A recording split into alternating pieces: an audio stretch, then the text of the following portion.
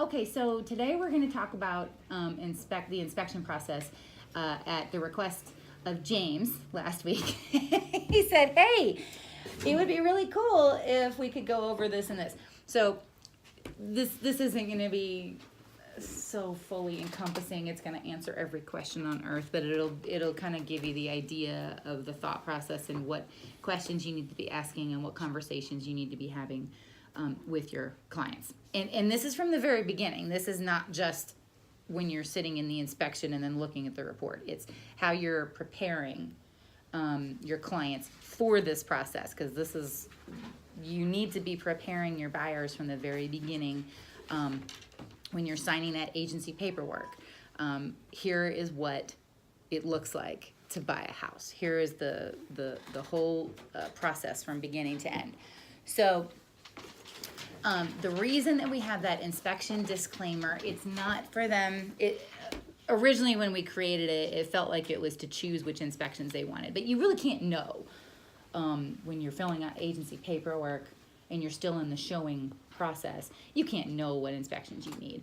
What the inspection disclaimer is about is to educate your clients on, once you decide that you like a house and you want to put an offer and we've got a contract on it, there's a lot that still needs to be done. You get to look at the house. Let's make sure it is what it appears to be, right? So we get to look at it and find out what possible things might be wrong with it and decide if we're okay with that and can live with that, and that kind of thing. So you go over the possible inspections. I probably should have the inspection disclaimer up. It's in paperless for us to look at.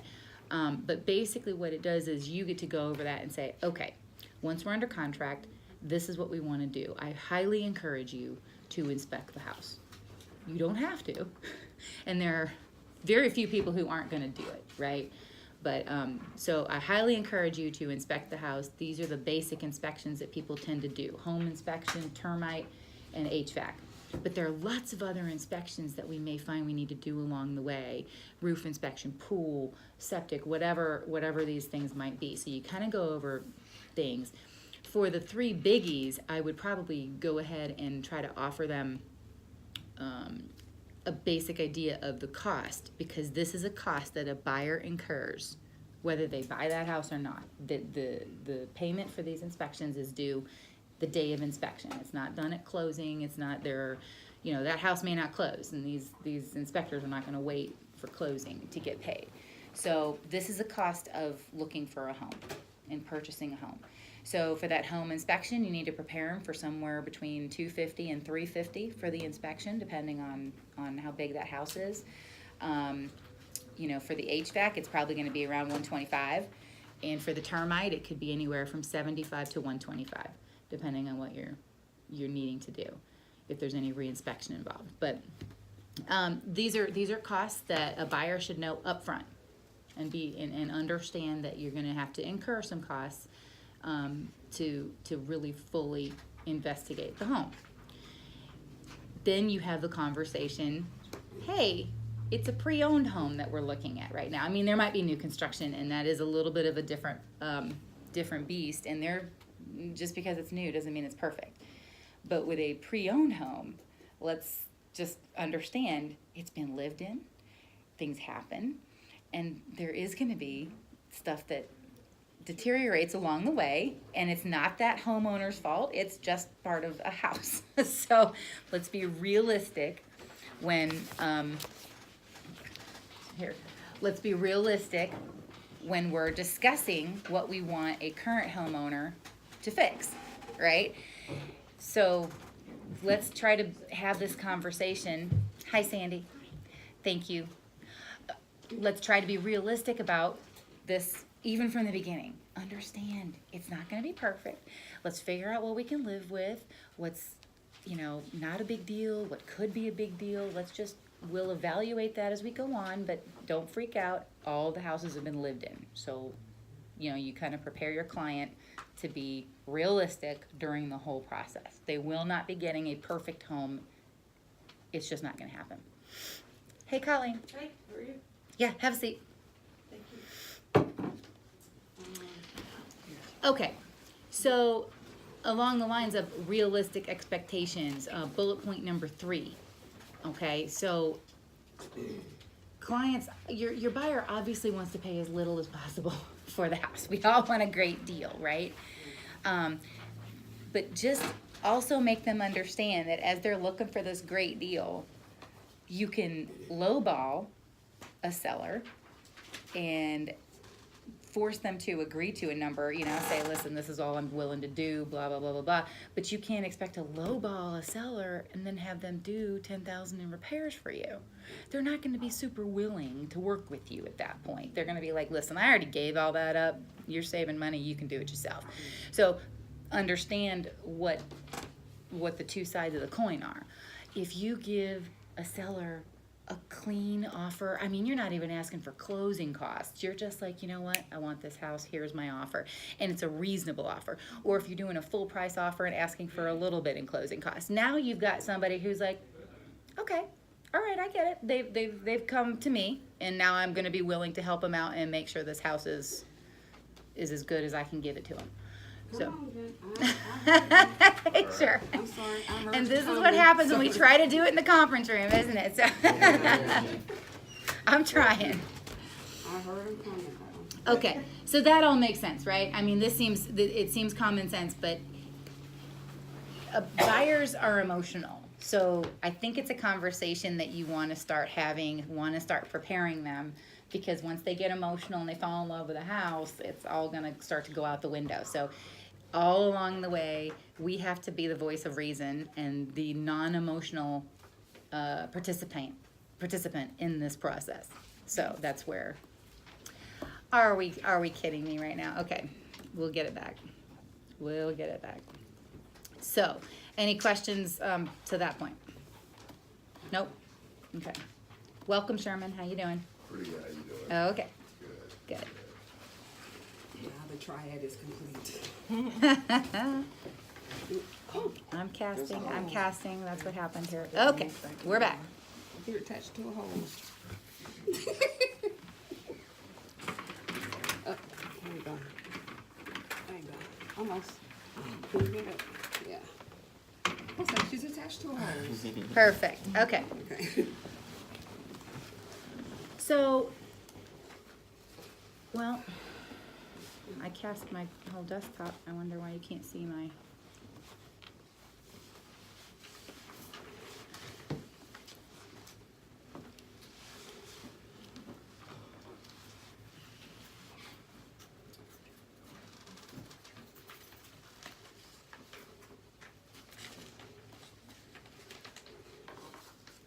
Oh, that's why. Sherman, can you call James for a second?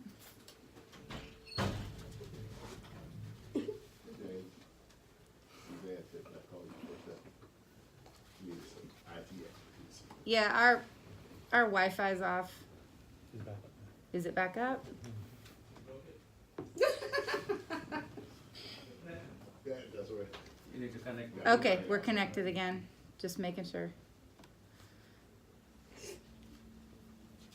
This is in the background. You broke it.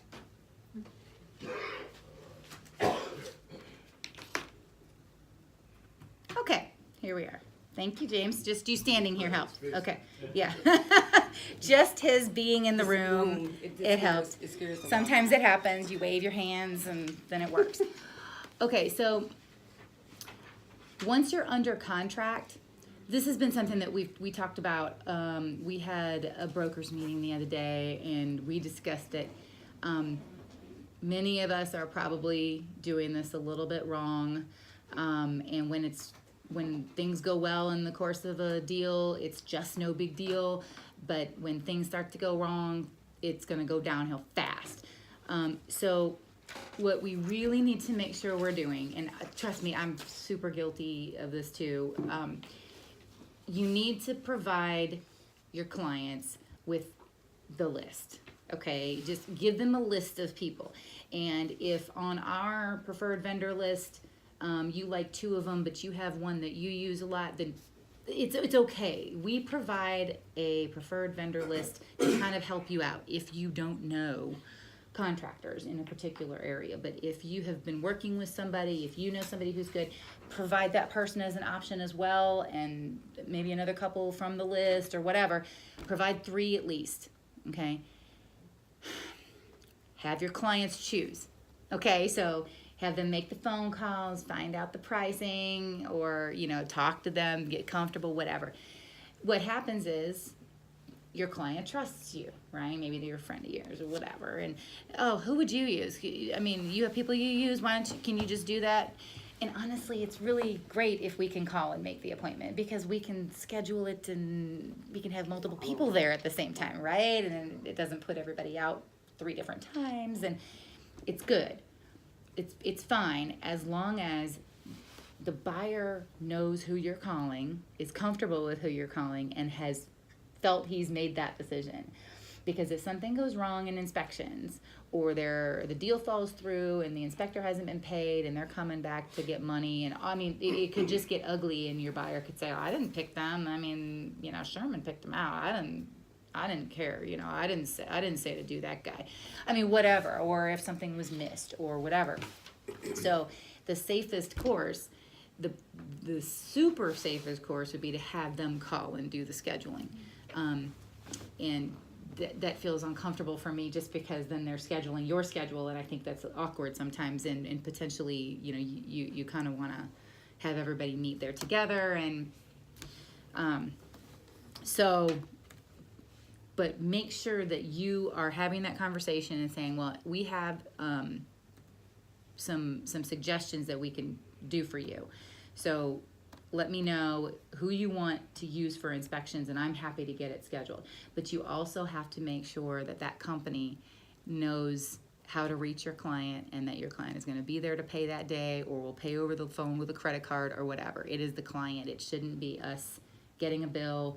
It shouldn't be you paying it. I mean, just make sure that client is the one paying for that inspection.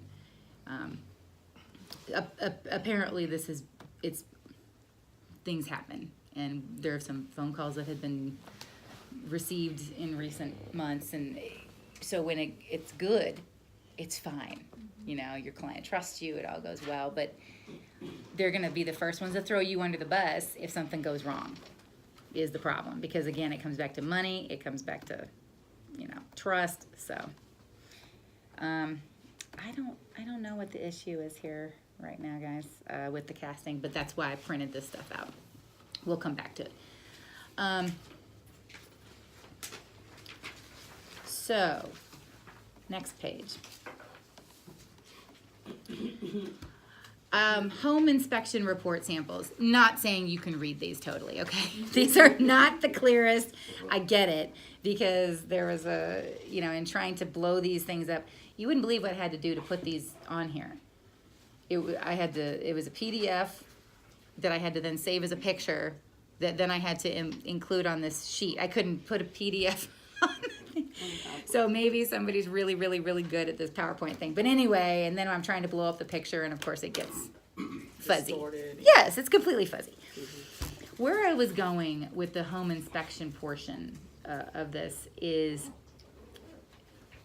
where you need to then really be good at counseling your client.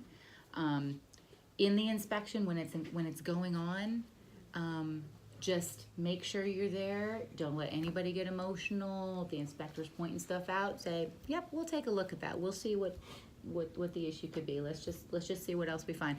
We're all calm. Nobody's getting freaked out over stuff. So now you get the report. The ideal. I like the way, I'm not saying Pinpoint's the best around town or anything, you know, I mean, there are lots of good companies. It's just pretty awesome when they do a major and a minor section. That's a pretty cool thing, because that allows you to say, okay, I personally can feel confident that these major things probably should be addressed. This is something that is structural or, you know, important to the integrity of the house, and the inspector feels that this is major enough to put in this category. Minor is where we can discuss, is this big enough to really fight over? You know, maybe I can do it myself better after closing, kind of thing, right? So you start to have these conversations. But you shouldn't let your buyer get all freaked out and see the 50 things that are on this inspection and go, this house isn't going to work. I just can't do it all. It's too much. You got to go, okay, let's back up a second. You know, a nail pop is no big deal. And this little switch plate thing, you can screw that in or buy a new one. Yeah, it's cracked, but whatever. We'll buy a new one for 50 cents and we can screw that in. So, I mean, you've got to put it all in perspective and make sure that the client isn't making it too much of an emotional thing. And again, we go back to not a new house. Right? If it is not going to be a perfect house, it is a lived-in house, and if it's little, you can do it as easily as the seller can do it. So let's all be realistic and work together, because we all want the same thing for you, buyer, to own this house in a month. So, so the pinpoint one is arranged in the major and minor sections. The preferred home inspection one on the right is more of a summary, and I include that because I was looking at a number of companies. Many companies do it in like the summary method. And what this is on this first page, this is basically highlighting the things that they felt are most important. So it's kind of a major minor thing, but it's kind of highlighting the more important things that this particular inspector feels. Then there could be anywhere from 10 to 40 pages, you know, depending on how wordy your inspector gets, of all the other things that they've noted, and they'll go through bit by bit by bit, either separated out by room or by HVAC, electrical, plumbing, so they might have different ways to categorize things. But this, at least, because we're not contractors and we're not inspectors, so we need help too. I know this is probably one of the most nerve-wracking parts once you get through writing that offer. It's like, I don't know, I'm not an expert in this stuff, what do I know, right? So we rely on these inspectors to be encouraging us and saying, well, here's why I feel this is a big deal. So that's where you hopefully will get some guidance in these inspections. And then feel free to call the inspector again and say, I need you to clarify this for me. I see this picture, I see what you said here. What are we really talking about here? And have the conversation and make sure you know what you're talking about. What's nice about having multiple people there at the same time, like the termite and the home inspector or the HVAC at home, is they can talk too. Did you see this? Did you see this? Don't forget to look at that. And one will provide support for another. So maybe your home inspector found something under the house. Guess what? The termite guy saw it too. So we're gonna fix that. We want to ask for that because it seems important enough for everybody to note. And that being said, the termite inspection, are we that again? Okay. The termite inspection, I wanted to show a picture of it because sometimes things are uploaded into paperless that it's not the actual CL 100. These 2 pages represent the CL 100. There are 2 pages. The first page in the middle there will be talking about moisture and have they seen active infestation, active damage, blah, blah, blah, active, inactive. So most of the time things are fine. If they see excessive moisture, they will note it. The second page is where you basically can just turn to and you rely on the second page to tell you what needs to be done because they will make recommendations. And so they will say, this needs to be repaired. This does not need to be repaired at this time, just watch, or whatever. I mean, they will literally tell you. If there's stuff that needs to be repaired, that's not a clear letter, and the homeowner generally will have to fix it. So just know that. That's like an easy part. If there's stuff that they say has to be done, then that homeowner has to do it in order to sell that house to your client, at least, because your client probably needs a loan. And they're not getting that loan without the clear letter. So the termite inspector is not going inside the house either, by the way. So they're finding things under the house and around the house. It's all about moisture. It's all about wood damage where they're seeing stuff. But they don't go inside the house. They're not generally looking for anything. They're not like a bug guy, you know, looking for an ant infestation inside the house. That's not their role. So they can support anything that the home inspector sees. I don't see too many go inside a house. They're looking outside for the trails and for water damage. Now they'll open the doors, and I mean they're looking for the water damage at the doors, at the sills, all that kind of stuff. But They're not generally looking at anything inside that I've ever seen. They do on patio homes. On patio homes, they're inside. Mm-hmm. Because you can't see all the way around it. Yeah. Got a next door neighbor wall. Well, okay, yeah. So they're looking at the base of the wall for moisture and stuff like that. Okay. So again, that's their focus is moisture and the termite damage. Okay. I'm gonna say staff.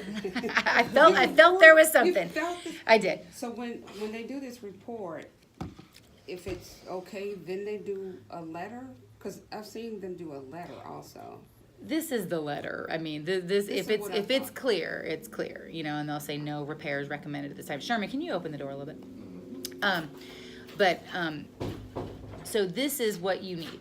Then, if there is a repair needed, that homeowner needs to get that repair done, and then the paid receipt, you know, that contractor does and says, did this, and the contractor will spell out what they repaired, and here's the paid receipt.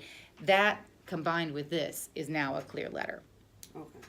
So as long as it's seen You by don't have to the redo this. lender, huh? So you don't redo this. You don't have to.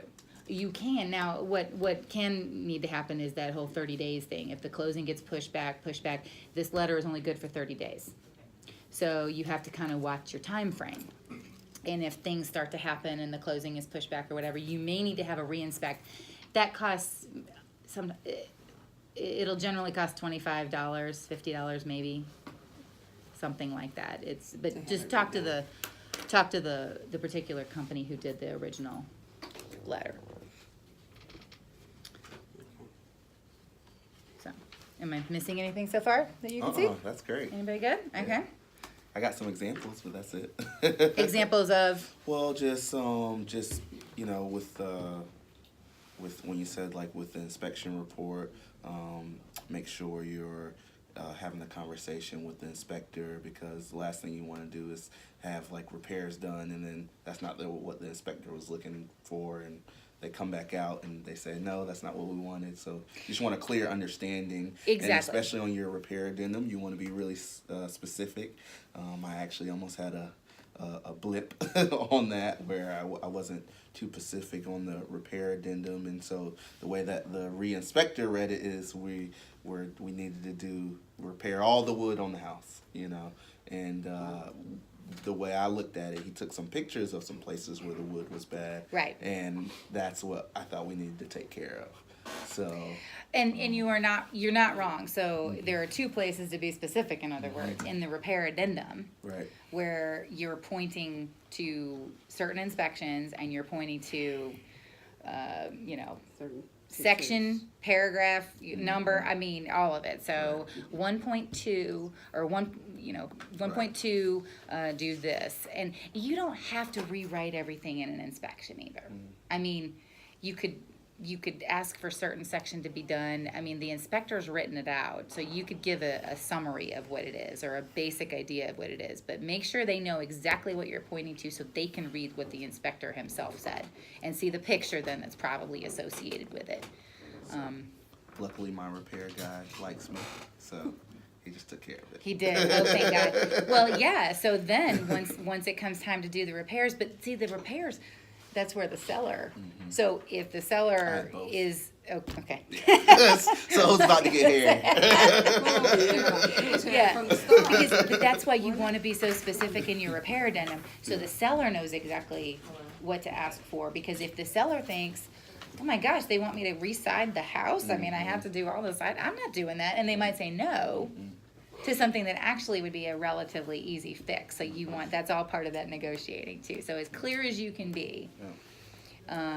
And break it out too. This is part of the repair addendum, and I don't have the repair addendum up, but break it out, into HVAC, into electrical, into plumbing, and that way they can easily go, well, if I got an HVAC guy out here, he could do all of this, and if I got the plumber out, he could just handle all of this. And by doing that, you can probably throw a couple of more minor things in there too. You know what I mean? Because not everything will be structural, not everything will be end of the world stuff, but if they're already going to have to call one of these contractors out there, for something of a bigger nature, you could probably throw in a couple of the smaller things. They're already there, you know. It's all part of that hourly rate, right? So just throw it in, and so that's something to consider too. You know, I've had people ask about bushes outside. I'm like, no. They're not replacing bushes. So you have to be reasonable, you know, and cracks in the driveway. Well, driveways are going to crack. Now, that being said, we have a personal example now where a crack in the driveway actually ended up being a lot more of a problem with that driveway, which ended up causing some foundation issue in the past. And if it had been caught much earlier, the foundation issue wouldn't have been a problem. So, you know, Yeah. ask the inspector specifically, is this just some basic settling, or do you think there might be a larger drainage issue? Is there a larger issue with this driveway that maybe we need to get an actual concrete guy out here to look at? One of the issues that I have with buyers is that no matter how much I've explained, and it's not a consistent one, but it repeats a lot, is that you explain that this is a general inspection. This is not the person, like if he's looking at the fireplace, he's looking at certain things, but he is not the fireplace expert. Right, and that's why we want to generally encourage an HVAC inspection, because what Right. does that inspector do? He flips it on. Does it cool? He turns down the temperature. Great, I feel it cooling. Okay, Right. good. Now he Right. flips it to the heat, turns it up. Yeah, it's heating. It's good. Right. That's all he's looking at. Generally, Yeah, that's yeah. about what he's He's looking not at. looking at the age of it. He's not, or- any of that. And I actually had an issue like that, and I told him, I said, he is a general inspector. You know, if you have a specific concern, a really specific concern, we need to get a person who specifically does those things. Right. The HVAC, fireplace, the whatever. And my buyer was like, that's just more money. Yes. It's a little bit of money now or more money later, potentially, in Right. the whole scheme of things. We Right. want to know what we want to know, and we have 10 days to do it. So we want to get these inspections initially scheduled. That's why it's not a terrible idea to have a list of inspectors for the big three anyway, right off the bat. And even while you're looking at houses, you can have them investigating these things, because honestly, once it goes under contract, we want to start scheduling these inspections and get them in there in the first few days to give yourself as much time to do the additional inspections that you think you might, you know, if a roof inspection or a pool inspection or, you know, something along those lines pops up, you need to be able to get somebody out there. So not a terrible idea to give them the names right off the bat and just say, start. I just thought of something else, and even when you're sending the addendum, you still may wanna, it might be redundant, but call the inspector to make, the other agent to make sure he got it, because I actually experienced something. We did a re-inspect, and they hadn't done the stuff we asked, but some of it, he said, Sherman, your addendum was vague. I said, when did it become vague? Now that I brought it to your attention? And he was pretty ugly after that, the agent, to the point where even at closing, he's there, his voice raised, and mine doesn't not raise. And and That's a nice way to put it. but the attorney, I wasn't shocked, but it just carries. But the attorneys were like, "Man, that guy was a jerk." We glad you handled him. I said, because we were even in the room. He had his seller in there. He says, "Sherm, what do you want us? $750? We'll cover it all." And I said, "You want to talk about this with your sellers here?" I said, "No." I said, "Would y'all want to pay $750 when it's only $200?" I said, "I wouldn't want my agent doing that to me." I said, "But hey, if that's your agent that's gonna do that Oh, to you." gosh. And then I said, "But the point is, I gave you a checklist. I gave you a price." I said, "Look at it," but I wouldn't have them paying stuff arbitrarily just because you didn't look at the list. So he piped out after that. You actually got the price? for Yeah, it? you provided pricing? I usually Yeah. give estimates, rough estimates for that. I get the Oh.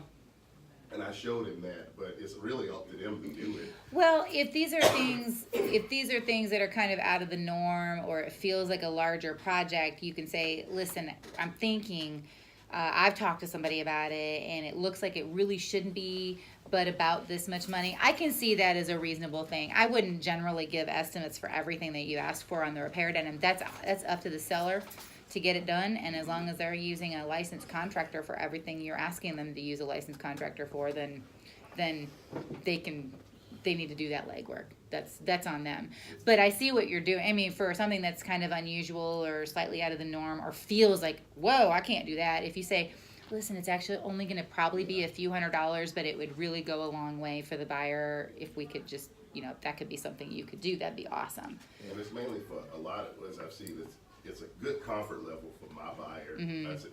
Because I ended up telling my buyer, if they said, no, we're not going to do any of these things. Yes. This is roughly what it would cost. Now that's where it is important for things that are not going to be structural and that you're gonna have that seller do. By God, you have to do this. You have to do what's on the seal 100. You have to do these things. You know that's not negotiable, right? Kind of thing. But for the other stuff, yeah, you could look at the buyer and say, listen, it's probably not going to be more than this to take care of all of it. And if the buyer or if the seller is balking on doing all of this stuff, maybe we just suggest that he leaves us $1,000 at closing, and instead of, in lieu of doing all the repairs, just do $1,000 or drop the price by $2,000 or whatever it might be. You can see if that's something that would be amenable. So a seller may not have the time or means or even desire to mess with it, then okay, that's another negotiation. So if that is another negotiation, skippy today for some reason. Do you amend the contract or do you amend the? It's an amendment. So every general amendment you do is part of the contract and supersedes the contract. But once you have a ratified contract, nothing changes on that contract. Now you never write on that contract again. Okay. But then that's what the general the addendum or the repair addendum or every other addendum supersedes that contract now. So now what we've agreed to here, contract price will be such and such, and there isn't even an explanation needed really, So if you're going to agree to that. Well, that's what I'm saying. Is like if you do agree to that and you do the general addendum and just say that, and you don't put a reason down there, how do you address the repair addendum? If the repair addendum is never signed, it's not a part of the contract. So the buyer is submitting a repair addendum. If the seller never signs it because you're going back and forth, seller doesn't want to do this, well, how about, and now the agents, they're throwing stuff out, well, what about this, well, what about this? Why don't we just drop the price by $2,000? Is your seller agreeable to that? List agent says, yep. Do you say, okay, never mind the repair addendum, now that doesn't exist anymore. Okay. That's not part of the contract.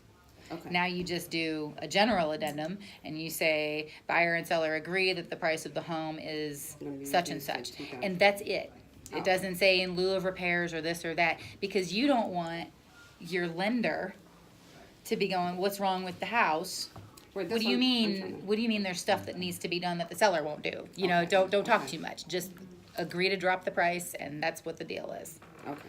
And then everybody signs it and you move on. Okay. Another thing is maybe get you a good repair guy who I know has saved me a lot, and I've like so I try to talk, like if I'm with the buyer, I try to talk to the seller. My repair guy, he's done all the repairs and just agreed to get paid at closing, and so a lot of times that will really His name. yeah. Most of the time he wants half at least, you know what I'm saying? But still. That's really saved some deals for me. Me just being able to tell the listing agent, hey, I got a guy. He can come out here. He can, maybe take half the money up front. Like if they need a new roof or something, people don't necessarily want to just come out of the pocket $4,500. So he's really been a saving grace to me. That's true. And for repair costs to be paid at closing, many contractors will do that because once you get past the repair addendum and you're doing the repairs, that deal has, a much stronger chance of closing. But for these inspections, they're like, we don't know if this thing is going to go to closing table or not. So we're getting paid right now.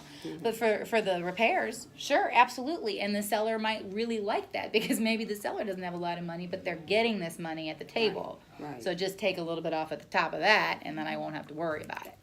Yeah, so that is a great way if you can get contractors to agree And to that. when they do that, is the distribution done by the lawyer or does, okay. Yep, the lawyer. Yeah. And as a matter of fact, It's so- on the settlement And statement. it's really nice too, because what happens is, let's say the re-inspect comes back in, right? And hey, this stuff wasn't done. Well, closing attorney, depending on which one you use, MGC is pretty good.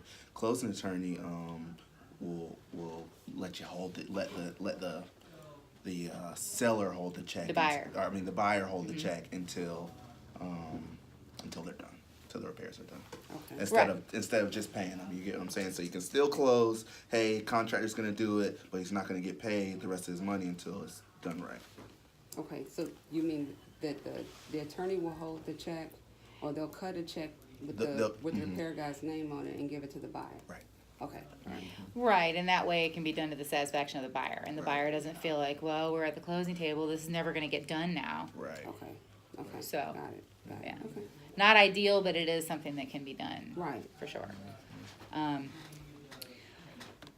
Okay, the reason I put this HVAC inspection, again, you can't see, you can't read it.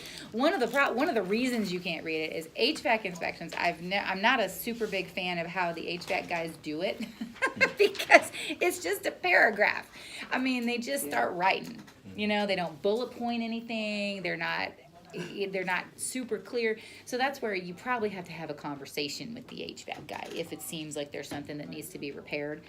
Say, I need you to be very clear. Tell me again what needs to be done. What am I asking for?